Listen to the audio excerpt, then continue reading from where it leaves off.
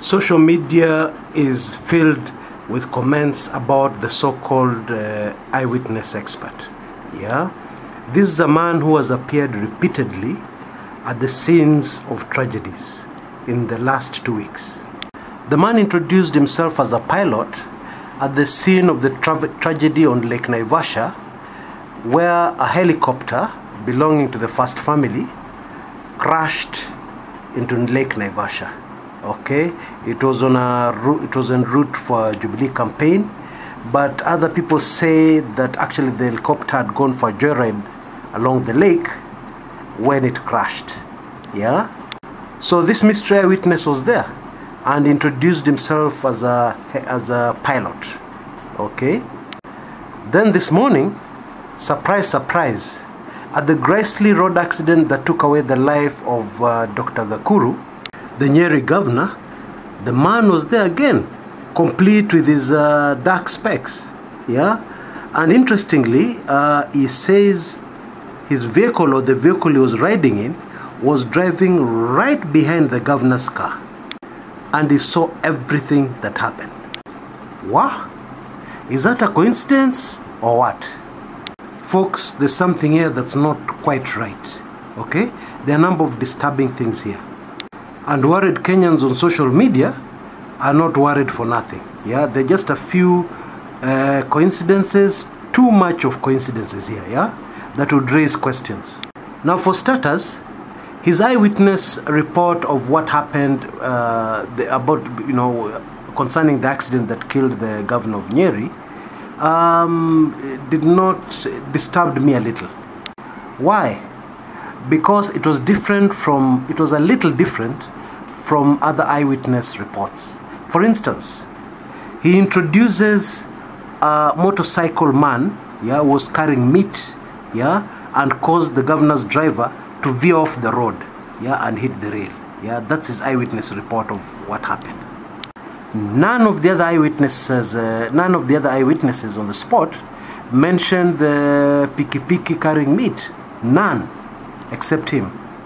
Secondly, after such a bloody, grisly accident as this one, what would be your first thought? Your first thought would be rescuing the people, saving lives.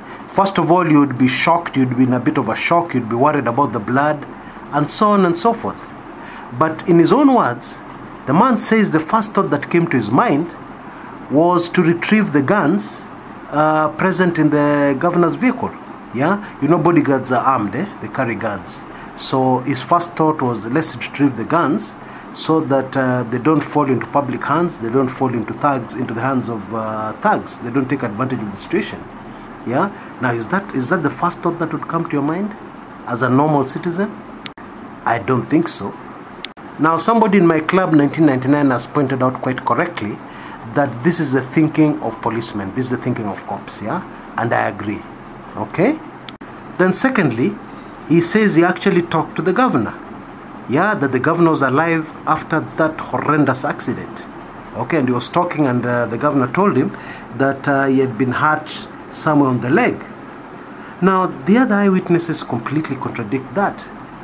They say that the steel railing went straight through the governor's stomach. Yeah? All this is more than strange. I would say it's bizarre. And that's not all.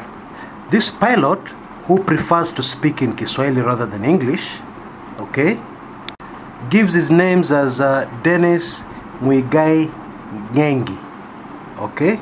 Now, the first thing that struck me about this name are the two names, apart from Dennis, the two other names. Muigai and Ngegi are names associated with the first family. Yeah? Of course, it could be a complete coincidence. That is very possible. Yeah? Or it could be something else. Because if you know anything about the Kikuyu naming system, you will know that cousins and relatives tend to have very similar names. Yeah, the president names Uhuru Muigai Kenyatta. Yeah, he had an uncle, very famous uncle, who was called Ngegi Muigai. Yeah.